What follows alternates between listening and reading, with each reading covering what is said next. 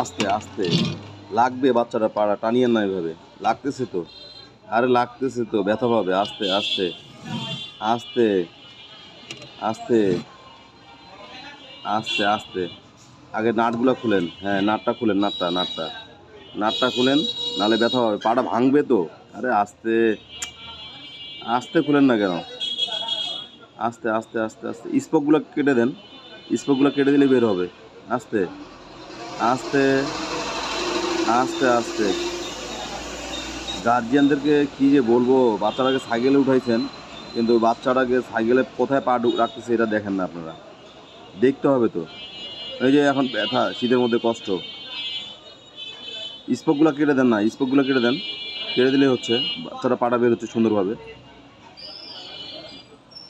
রে কষ্ট, ব্যথা পাচ্ছে। আর স্পোকগুলো কেটে দেন, স্পোকগুলোর কাছে প্লাস দিয়ে কেটে দেন।